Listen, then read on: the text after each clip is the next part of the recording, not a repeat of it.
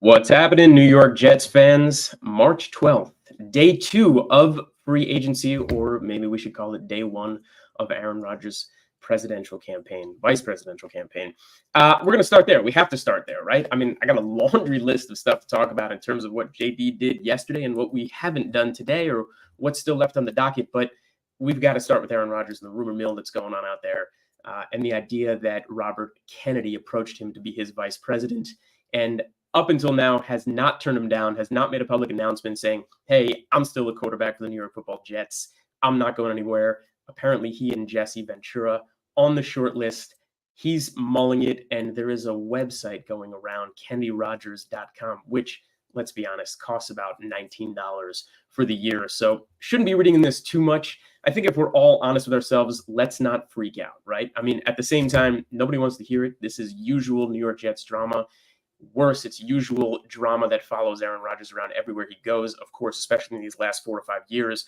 But as of now, he is the quarterback of the Jets. Just a few days ago, he was telling everybody that he wants to play somewhere between another 2 to 4 years. So all of a sudden, he's going to retire and get less than 1% of the vote with Robert Kennedy. For what?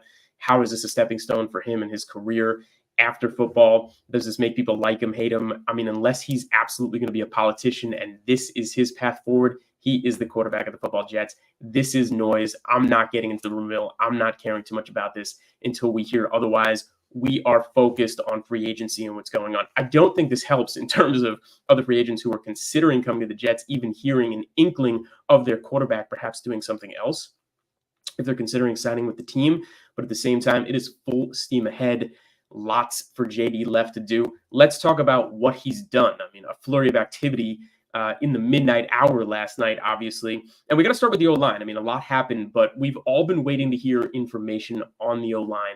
That is where we're going to start. We're starting with John Simpson. Simpson, eh? Yeah, John Simpson. There's a lot to unpack here with this guy. I mean, for starters, we're going to ask the question, is this guy any good? His tape suggests that he's got a lot of upside. His tape suggests that he is decent, especially against some elite defenders out there. Everybody's looking for this diamond in the rough, and that, everybody made a mistake on this guy. He's a lot better than expected. He's worth what could potentially be $8, $9, $10 million a year that we're going to end up paying him. But let's not kid ourselves. I mean, nowhere across the board was he on anybody's top 5 guard list, on any list when free agency came out. And that isn't to say that everybody out there in the media knows what they're talking about when they're evaluating guys like this. But at the same time, if every single person is not putting him on a top 5 list, well, then he's not a top 5 guard who could otherwise come to your team. And the tape probably shows that. I mean, yeah, the penalties aside, which are never a good thing, and we had to bear a lot of penalties last year from a lot of our own linemen. You're just looking at a guy he's got a lot of power and a lot of flexibility down low. He seems to be decent in the run game. He's got some okay pass numbers, but he washed out on the Raiders. He was not good. I mean, this is shades of Laken Tomlinson, who washed out on Detroit when he was a pretty high pick, although this guy was a 4th rounder and ultimately had his couple good years on San Francisco, a class organization that we love to pilfer from before coming to us. But yeah, I mean, he's something that we're going to look at. He's a guy that we're going to look at and say, upside. And do we need upside right now? Is that what we were looking for when we had to solidify the line? No, it definitely is not. This is not a great signing by any stretch of the imagination. Yeah, we all hope he turns out to be great and has some good tape and lowers those penalties and solidifies and anchors that left side better than Laken Tomlinson. But we're all hoping and praying, and that wish fulfillment is not what we're looking for. He's durable. He played all 17 games last year. So is Laken Tomlinson. Now, this is something that Joe Douglas seems to love. The availability, is 99% of your job kind of thing. And here he is, filling that role. And that's great and all. But, again, it doesn't fill what we were trying to do. There were so many other combinations across this line that we needed. And he doesn't feel like the guy that we needed. That's what I'm most concerned about here. And it feels like AVT should have been back at that left guard spot. And that's what I was kind of hoping to see. And then either Tippmann moved over to right guard, and you got a guy like Cushenberry that we could have had at the pivot, or you could have paid a guy like Dotson, who went over to the Rams and the money that he got, and I would have been willing to part with that money, certainly, or perhaps Dalton Risner. Maybe he's still coming. But this begs us to kind of have the conversation about ABT. Like, this dovetails into what's going on with Elijah Vera Tucker. We have to be clear and honest with ourselves about him, because more than anything, we need to temper expectations right now for what's going on as we head into 2024. The reality is, his first 4 to 6 games, anything can happen. Okay, let's just do the math to start with. To start with one thing, it was October 8th of last year that he went down with an Achilles injury. So OTAs, which are always that third week in May, it's about 7.5 months removed. Don't expect him to partake in the first OTAs. Don't expect him to partake in the June OTAs. Mandatory camp is going to be sometime in the middle of June. May or may not be ready to do that. And when July rolls around, I don't think any of us should be surprised to see ABT starting out on that PUP list, which is going to set Twitter ablaze, of course, when it happens. But more than likely, that's what we're looking at with him. And hopefully somewhere in July or rounding it into August, he's a full go. He's ready for that first game. Maybe we'll see him in 1 or 2 parts of some of the preseason games, but that's what we're looking at, okay? Because it's one thing what happened to him in 2022, the torn pectoral. A lot of guys come back from that. The time that it happened, the time frame for his recovery, coming back full strength, being part of the team, no problem. An Achilles injury, especially after a major injury like the pectoral injury that he had, this is a whole different ballgame.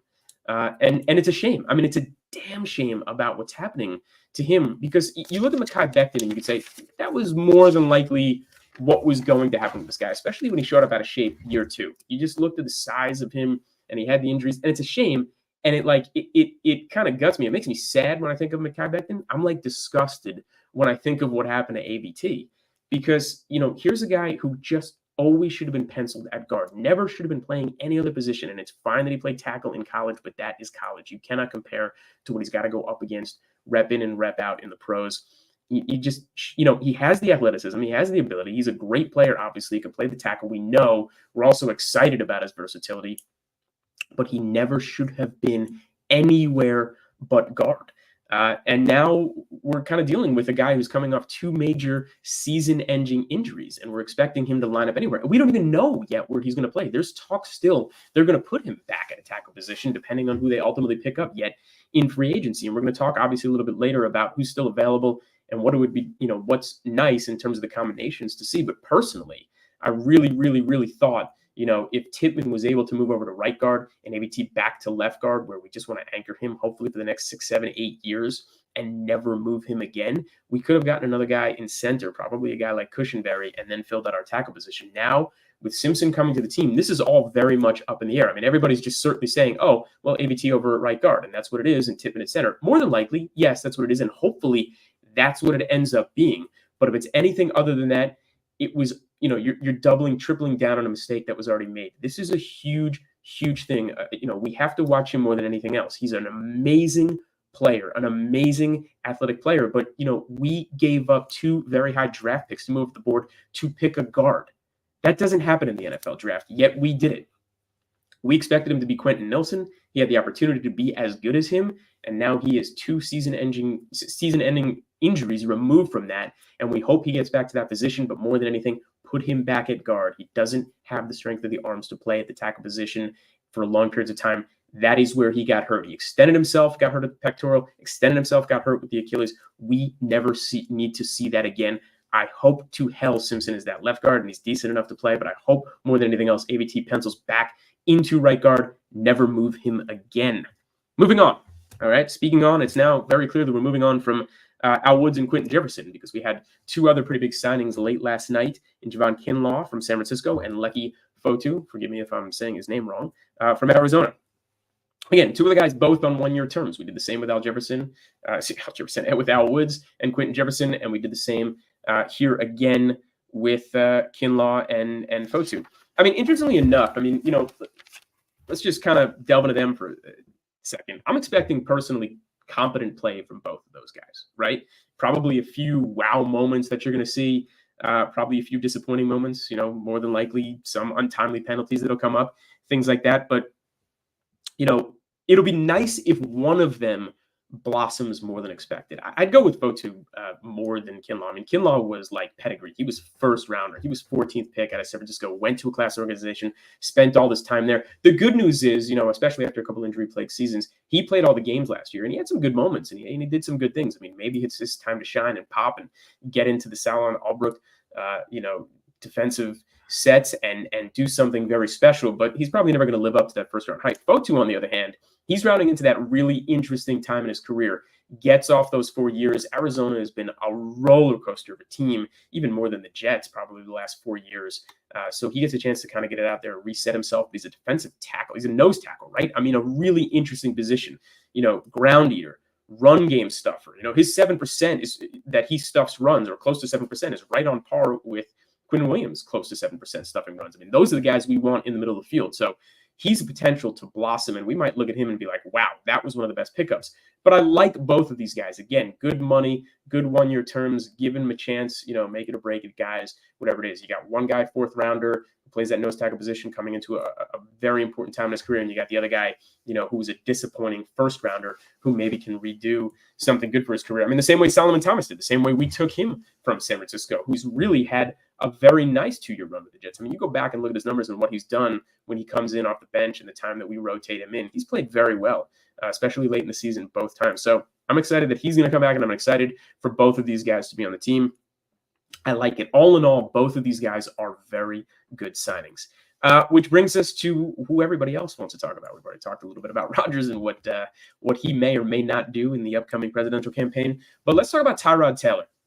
I love having Tyrod Taylor finally on our team. I've actually wanted this guy on our team in the backup position for quite some time. I mean, it was almost like immediately when he went down in San Diego and got out of there, I was hoping that, for a while he'd be our guy. And I'm kind of glad that we got him now. And I'm glad that we gave him a 2-year deal. That shows a commitment. It probably took that commitment to get him to come to us and be Rodgers' backup. But there's a couple things going on here that make him the right guy. Because he brings a totally different skill set than Rodgers.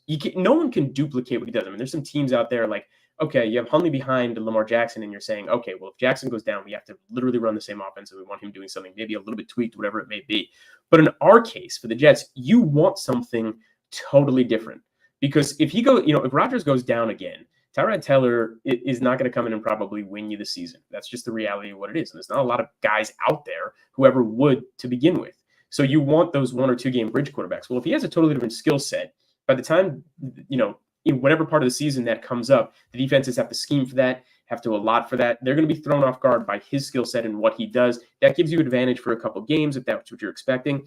He's also a locker room guy, great locker room guy. You need that veteran, that second voice who's 35 years old plus to do it and go into that locker room and galvanize the guys and talk to those younger players and bring them along, especially at the quarterback position. And third, love to think about him running the sets with the 2nd and 3rd stringers. Love to see him practicing with those guys, day in and day out, and bringing the different skill set that Rodgers does. That means that they're getting all the looks they need to across practice. Even if he has to take some first-team reps, whatever it may be, inside of practice, like you're going to get guys on the team on the defensive side of the ball looking at everything, what Rodgers does and what a guy like Tyrod Taylor does, and then we're scheming and preparing for everything. Again, he is the guy. Remember when he was on Buffalo and was just a Jet killer? Crushed us. That was brutal. Never want to see that again. So, I'm very glad that he's on our team. I think he's the right guy. I'm glad that it's his 2 years. I mean, who else was really out there that we were even thinking about? I mean, Jimmy G, who still probably thinks that he's a starter. Maybe it would have been Gardner Minshew, who we're all been clamoring for years to come to this team, but whatever. He's going to go get his chance to compete. He always wanted to be a starter again, whatever it may be. I'm happy ultimately that it's him. I mean, yes, Jacoby Brissett was a name that everybody was excited about, but think about his opportunity. When Mac Jones is gone, he's going to try and compete for that starting role again, and believes that he can. Tyrod Taylor is absolutely a backup at this time of his career and probably the best one out there. He is an awesome choice for who we've got. I'm very excited. That was the move. And finally, let's talk about who's left, right? I mean, everybody wants to know, who's still available and what do we still need? Because the reality is, yeah, we've had some of these interesting, nice signings and some of these guys come in, but we have not taken care of the big ticket items. And I'm not talking about 77 big ticket. He's off the team. By the way, ranked 4th and 5th on a lot of people's OT boards out there who's still available. But this is really what we're looking at. Who's the best available? And forgive me, this list is obviously fluid. This is 7:15 Eastern time right now. Maybe in the last 15 minutes, some of these guys are already off the board. But, look, I went with offensive tackle and a couple guards, which we're going to talk about in a minute, the wide receivers specifically who are numbered. But, safeties and edge are a little bit interesting, and we're going to talk about them in a minute, but let's just kind of go through the list here of who's left. Tyron Smith. I think all of us in our hearts at this point are thinking, get this guy. Just solidify the left tackle position. Yeah, the durability issues are there. Yeah, we just went through this with Fant and Dwayne Brown, but he's 33 years old. His tape that was dominating was absolutely dominating. Top of the league domination when he's out there doing what he's supposed to do. He's a massive pass protector. I think at this point we can look and say, hey, Carter Warren at least got what he needed to in those rookie reps. He never expected to even see the field, but he did. So if he had to come in and replace and do something, he's at least in year 2 and can be that guy behind him. But Tyron Smith, if you're going to look at it, pay that money.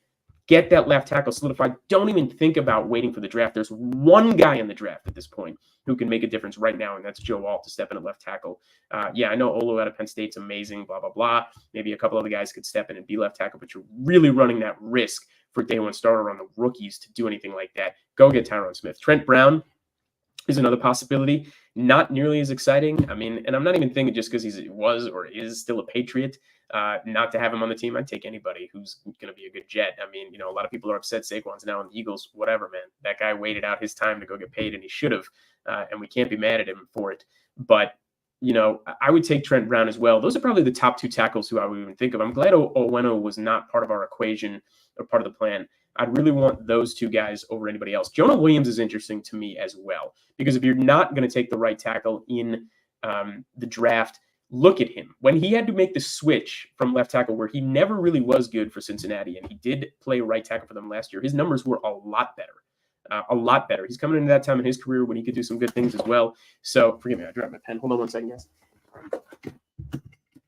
I would like to see a possibility of bringing him in if the numbers were right. I'm not totally excited about him, but he's out there. He's a thought. I think we should all not be too upset if he was. Donovan Smith, a little late in his time in his career.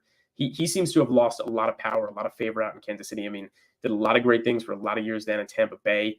Again, maybe he's a stopgap guy. If he came over, everybody would expect him to start. He'd certainly probably expect to start. But he's a name that's on there. And then obviously Bakhtiari, of course, we're going to be linked to him with Rodgers. Here's a guy who failed physical and got let go, although he's telling everybody his knee is fine. I mean, he is so far removed from healthy at this point. I personally wouldn't want him unless he would literally take $1.5 million flyer and come as a backup or swing guy. And then, of course, would absolutely want him on the team. But if it's anything close to him being a starter, no, we don't need that. That's not what we're looking for right now. And going back to the guards for a second, because like we said, we don't know what AVT is going to play. Again, very, very hopeful that it is guard. And then we've got Simpson and AVT, and we're not even thinking for him on tackle. But if that's the case, you're still looking at Zeitler. You're still looking at Dalton Risner, who are out there. I hope we don't get either of those guys, because I'd rather it be AVT, certainly, and I hope he's healthy. But as I mentioned earlier, high level of concern as to what he's going to produce or bring us after 2 season-ending injuries, including an Achilles at this point. So it's worth a look. I'm wondering what Joe Douglas is going to do here. There's still a lot of shuffling to be done. But at the same time, I mean, just talking about these combinations, I mean, if you brought in a Tyron Smith, okay, and you're saying, hey, Tippmann is in the center, Simpson left guard, AVT right guard, and you're going to go get that 10th guy, you're going to go get that tackle, perhaps with that 10th pick. It's an opportunity, by the way, to trade down. Because if the right tackle position is there, like, hey, maybe we go down to 13th, 14th, or 15th in the draft and pick up that second rounder that we're missing that we gave away for Rodgers and still pick up the guy that we wanted at right tackle would be pretty amazing. That I'd run with. You'd run with a rookie right tackle. You certainly shouldn't do it on the left side unless it was Joe Alt. And before we jump over to the wide receivers, I just want to kind of briefly talk about the safeties that are on the list. Obviously Chuck Clark coming back. Let's see what he gives us. And we talked about it yesterday. He's finally playing the natural position. He's not backing up Tony Adams in the free safety position where he shouldn't have been anyway, because he's not that high of an athlete. Tony Adams has solidified that, has locked that down. We're glad that he did. So Chuck Clark can play that strong safety, and he's a great tackler. And those are our 2 guys, and we got to be happy with him. We should go with it. But who else is out there? I mean, you never know what's going to happen. I mean, a lot of GMs like Joe Douglas or think like Joe Douglas, like the safety just isn't a premium position anymore. I mean, you see, I don't even have Jamal Adams on this list, right? Or Quandre Diggs, but Simmons is out there. I mean, if he's going to take a 1-year flyer and you're going to pay this guy, again, I'm not even going to put a number on it, but if he wants to take a 1-year flyer and come play for a top flight defense like the Jets, you got to take a good look at that. Cameron Curl, same thing. Jordan Poyer. Okay. I mean, he's 33 and yeah, he's coming on. I mean, he's like way down the list on athletes at this point, but a smart guy. And he's coming from an AFC East rival who knows what it takes to win in the AFC East. You know, again, you're taking a flyer on him at a low price and he's your backup guy all of a sudden, maybe with an Ashton Davis. Think about those 4 guys as your safeties putting on the field. Like, you know, this is something we haven't had. We had our 2 incredible safeties on those back-to-back, you know, drafts back-to-back with those guys a couple of years ago. Lost both of them. And again, when Douglas came back or took over the position, just safety's not a premium. Well, we've seen how that could be a detriment. You know, we could have a big win picking up one of these guys here. Let's move over to the wide receivers for a second. Calvin Ridley, he's easily my number 1. He's always been my number 1. I love this guy. I absolutely want him on this team. I want to pay him good money. If we paid, you know, Lazard what we did to bring him over as supposed wide receiver 3, maybe 4, yes, Calvin Ridley. Yes, this guy was a wide receiver 1 for years. Okay, you know, down in Atlanta before, of course, he got caught gambling and then had to move over to Jacksonville. He was incredible starting the season last year. I mean, everybody was raving about what he looked like in camp in the preseason. And he put a lot on tape last year where he was great. It was just a weird year up and down for Jacksonville. A couple of the guys, especially how much money they threw at Christian Kirk, how Engram emerged down there. So he kind of got lost in the shuffle, but he was still over 1,000 yards, right? Calvin Ridley is a wide receiver 1. So if you're penciling him over at wide receiver 2, that's way better than ever having Corey Davis at wide receiver 2. Yes, I want Calvin Ridley. Yes, pay this man his money if we have the money. Get him on the team. He would be a huge addition. I don't even know what the debate is. I don't know why everybody's out there talking. Do we want him? Do we not want him? Yes, we want Calvin Ridley. Tyler Boyd's another one. Okay, slot receiver is important. And he's a very good one. He's still on the right side of 30 at this point. Yes, I would love to see him if he's our other option. You could start, you know, mixing and matching and moving some pieces around. But he's a very good player, not far removed from some very good season. 2 great seasons before last year was way down, obviously. And of course, you know, we all saw what happened without their main quarterback throwing to him. But they went in a different direction. And Jamar Chase is just too good not to feed that ball to a million times. So is T. Higgins. Realistically, we'll talk about in a minute. But yeah, of course I want Tyler Boyd. Those top 2 guys are great. Marquise Brown, I take immediately on a good price tag. I mean, he's a burner. He gets downfield. I mean, truthfully, Lazard does too, if that's all you want him to do, right? I mean, you're still going to have to get a wide receiver 2, somebody with a big body who could do something on the perimeter and the outside, those numbers, which maybe you make that your draft pick if you set the O-line a little differently. But come on now. Like, that guy can fly. He's still only 27 years old. You remember when he first showed up in Arizona? He was phenomenal for about 10 games in a row. I'd love to see that again. So those are the top 3 guys who I think we should all be very happy if any of them landed on the team. But Ridley far and away. I mean, to me, it's like Ridley up here. You can't even see my hand as it leaves the screen. And then everybody else kind of down here. I would take him in a heartbeat, still only 28 years old. Josh Reynolds, interesting name that's out there, hasn't yet re-signed as far as I know, back with Detroit. Big body, 6'3". We love guys like that, especially if you're trying to throw to the perimeter. You can turn him into a wide receiver 2. But at the same time, we've already seen what happens when you try and make someone they're not. You know, I'd much rather take Ridley at a wide receiver 1 and drop him to 2, or certainly make Tyler Boyd, who's clearly a slot guy, and just put him in the slot. Beckham Jr., the name's out there again. I mean, you know, he did some good things again on the Ravens last year. We flirted with him, but the price tag was ridiculous. Tell me it's cut in half this year on a 1-year term, and I'd say, sure, bring him on the team. He'd do a lot for you. Clearly, Rodgers likes him.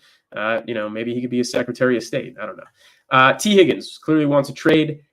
I don't want to give up 1 iota of capital for him. I mean, you know, our compensatory pick, sure. If you could throw all the 7s and 6 that we got, and that's what Cincinnati would take, yes. But if you're getting anything 4th round or above and giving that away, which of course you have to for T. Higgins because he's worth it, I wouldn't do it. I don't want to give up the trade capital and spend all the money to have him come over. I mean, let him be Cincinnati's headache. You know, they didn't take care of putting a good contract on him and making him happy. And now they're kind of in the situation that he is. They tagged him and he's getting paid. He's going to get paid a lot of money this year to be tagged, only to say, nope, trade me. He's probably not going to end up on the Jets. But the guy below him is who we'd rather go after if we're giving up capital, because I think we can go into the lower rounds and probably get Cortland Sutton, even if it takes like back-to-back fives this year and next year. Like, at least that's something. You're not giving up tremendous amounts of capital to get a guy who's still young, can still play that perimeter, and he's a real wide receiver too, because that's what we're talking about here. It's all we're talking about is we need a wide receiver too. You saw how terrible it was. We all did, trying to make Lazard that guy last year. Can't do it again. Corey Davis leaving was a disaster. I mean, well, Rodgers going down was a disaster. Wouldn't have mattered if Corey Davis was there or not with Wilson under center. But Sutton would be a good guy if you had him as wide receiver too, because he can play wide receiver one as necessary. So that's really the interchangeable guys you want. So he bookends nicely with Ridley. But Ridley, man, I'm telling you, that's who we want. And finally, and we'll end with this, edge is something we got to look at again. Losing Huff was too big. You need somebody who you could take a flyer on. I mean, a lot of these guys, if they're, you've seen what's happened. Danielle Hunter just signed with the Texans about half an hour ago. But, I mean, the edge comes off the board. I mean, like, these guys got paid. They're all out there doing this, right? But some of these guys are still sitting out there for the taking. Chase Young's probably going to get paid by somebody. Probably not going to be our guy. Probably going to get a 2 or 3 year deal somewhere. But, man, of course I would love him. He's still got plenty of juice to come off the edge. And especially if you're, in the jet system where he's not expected to play 80% of the reps, where you're probably using him more like 50, 60% of the time, maybe even less, you're probably going to get a lot out of him at this stage in his career. So if he all of a sudden didn't see what he wanted to out there and wanted to come play for this regime, yeah, he's definitely a possibility. Clowney, I mean, doesn't it feel like he waits until forever, year after year, signing his 1-year contracts wherever it is, deep into training camp? Probably the same thing here again, but you never know. He might land with us somehow, some way, and just want to get paid one more time and make an impact. He was phenomenal on Baltimore last year. Speaking of somebody who was actually pretty good on the record-setting, sack exchange that was the Ravens last year, was Kyle Van Noy. I mean, he's 33 at this point, but yeah, I would love to see him. I mean, those are probably the 3 guys left in the edge position who we'd want or want to consider. But these are the free agents that are left. This is what is important for the team. Safety, not so much, but I still absolutely think we need the edge. And of course, we know we need the offensive tackle. We know we need the wide receiver. I just want to go over one more time the offensive line. Initially, what I wanted to see was Tippmann at right guard, AVT at left guard, Cushenberry in the pivot, get Tyron Smith, and pick up a right tackle in the draft, having traded down somewhere between 1 to 4 spots and still taking that right tackle. At this point, if Simpson's going to be left guard, just put AVT at right, get Tippmann at center, go get Tyron Smith, and do the same thing again at right tackle. To me, that is our best bet. Max Mitchell's now going to be in year 3. I'm not sure what he's ever going to be, but he's your right tackle backup. And then Carter Warren, if you had to, and you saw what he did as needed a year removed from his rookie season, he's going to be your left tackle. And that's kind of it. That's what we got for today. That's day 2. And, I got a comment here, and that's very kind, and I appreciate it greatly. Thank you for joining me. Let's do it all again tomorrow. Fingers crossed, Aaron Rodgers just gets in front of everybody tonight and says, thanks for the vice presidential invite, but I am the quarterback of the New York Football Jets. Good night, everybody.